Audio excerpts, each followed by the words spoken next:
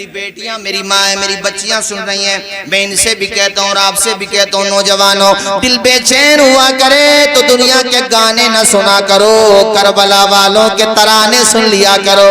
तुम्हारा बच्चा रोया करे दूध के लिए, अगर उसको मोबाइल की आदत हो गई उसके लिए रोता है तो उसको गाने न दिखाओ, कार्टून न दिखाओ, बेहुदा चीजें न दिखाओ, बल्कि उसको यही शेर सुना दो ताकि बच्चा बचपने ही से हुसैन वाला हो जाए।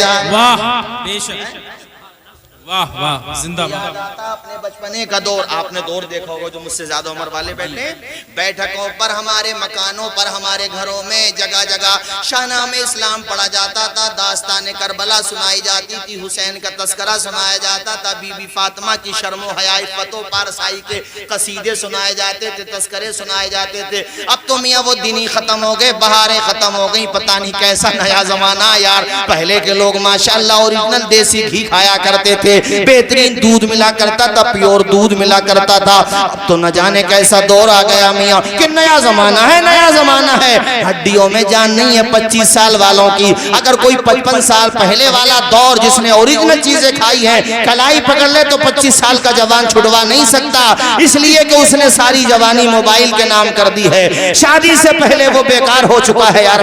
मैं आपसे क्या कहूँ, आप नौजवानों के चेहरे देख लो, इनके चेहरे की खूबसूरती खत्म हो गई, चेहरे का हुस्न खत्म हो गया।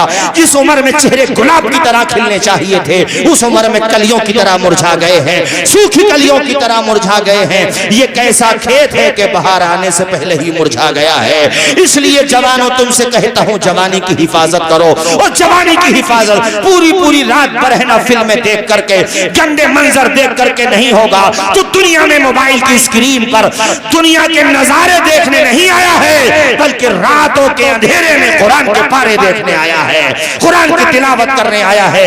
याद रखना, अगर दुनिया के फैशन की जद में चलेगा दुनिया भी बर्बाद कर देगा, आखिरत तो बर्बाद हो ही रही। वो अंधेरे ही भले थे कि कदम राह पर थे, रोशनी लाई है मंजिल से बहुत दूर।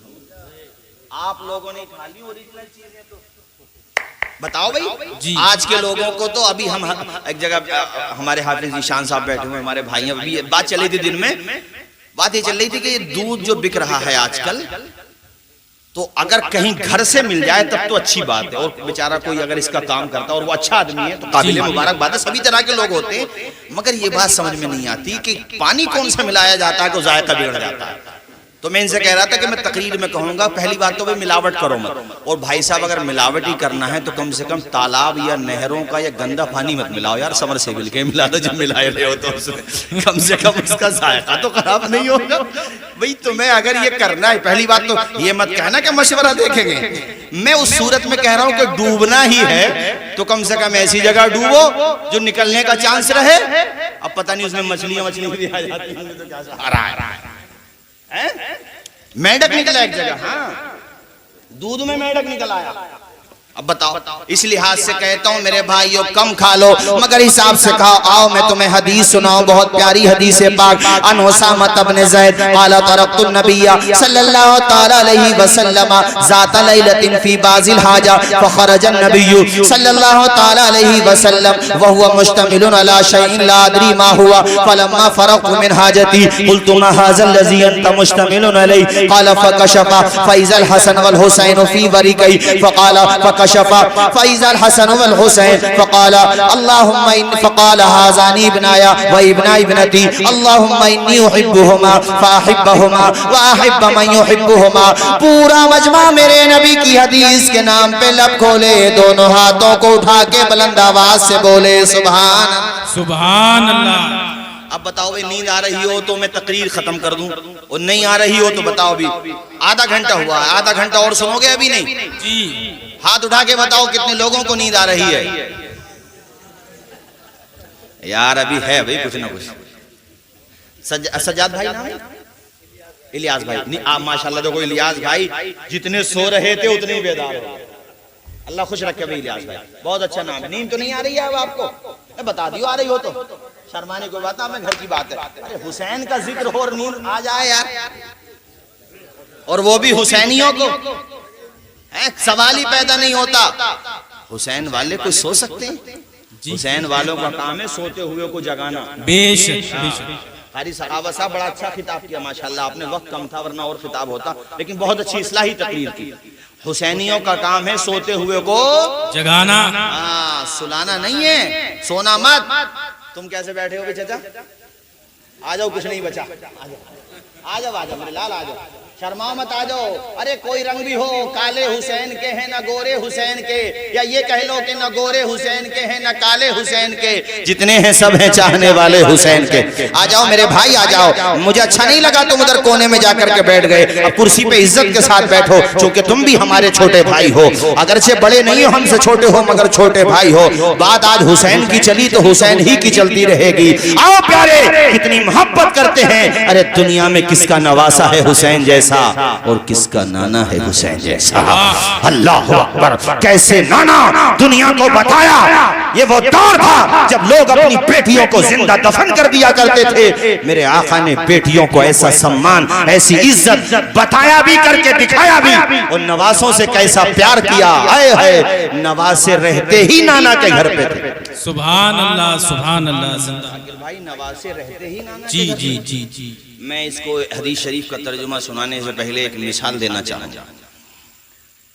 मिसाल के तौर पे इलियास भाई आपके नवासे हैं माशाअल्लाह, अल्लाह उम्र में बरकत करे, और आपकी जितने हजरात भी बैठे हैं सबकी बेटियों के अल्लाह नसीब अच्छे करे, आमीन। मैं बेटों के लिए भी दुआ करता हूँ, मगर बेटों से पहले बेटियों के लिए, इसलिए कि बेटा तो बहरहाल घर पे ही रहेगा, मगर बेटियां वो होती हैं कि एक मर्तबा उनके कदम चले गए तो यकीनन माँ बाप के जीते जी तो ठीक है उनका घर है, मगर जब वो ससुराल से वापस आती है अपने मैके, तो फिर सबकी जो एक सोच होती है वो ये होती है कभी पराए घर, इज्जत देंगे उसको, लेकिन अगर जरा से भी उसने इंटरफेयरिंग की या उसने कोई मशवरा दिया तो फिर वो कहीं ना कहीं अपनाइयत जो है वो मुतासिर हो जाती है।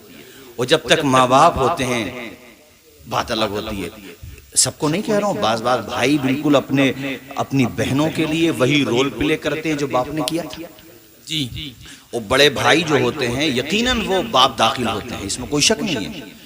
मैं यहाँ पे जो कहना चाह रहा हूँ वो ये कि मेरे आका ने दुनिया को बताया औरतों का मकाम।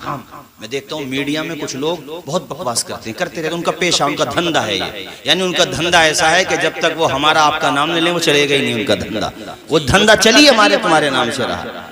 वो इस्लाम के बारे में बकवास करते हैं। अरे बेहूदे लोगो यार, मैं क्या जुमला कहूँ, सब जुमला मैं कुछ नहीं कहता, मैं बस इतना कहता हूँ कि हमारे हुजूर की जीवनी पढ़ के देखो यार, हमारे हुजूर की शादियों पे बात करते हो आप लोग। हमने तो कभी नहीं पूछा पृथ्वीराज चौहान जी की कितनी बीवियां थी, और भी बहुत लंबी लिस्ट है मेरे पास, मगर मैं क्यों पूछूं भाई, क्योंकि कई शादियां करना ये ऐब नहीं है, नहीं बिल्कुल ऐब नहीं है ये। अगर किसी मुआशरे में औरतों की तादाद ज्यादा है, विधवा हो गई हैं औरतें, उनके शौहर किसी जंग में या किसी हादसे में फौत हो गए, मिसाल के तौर पे आज यूक्रेन में जंग चल रही है, जंग में ज्यादातर मर्द ही काम में आते हैं, औरतें ज्यादा रही कि नहीं। जब मर्द फौत हो गए तो उनकी बीवियां वो बची कि नहीं बची, तो उनमें बहुत सी बीवियां ऐसी भी होती हैं जिनकी उम्र जवानी की होती है। अब मैं दुनिया के इन फुदकने वाले, यार क्या जुमला बोलूं मैं, जाने कि क्या जानते हैं, कुछ भी नहीं जानते। मैं इनसे पूछता हूँ क्या सल्यूशन है तुम्हारे पास, उन्हें ताइफ खानों में भेज दिया जाए, ये इज्जत के साथ दुल्हन बना करके अपने घर में रखा जाए? बताओ दुनिया के समाज के ठेकेदारों, और हमारे हुजूर पे बात करते हो।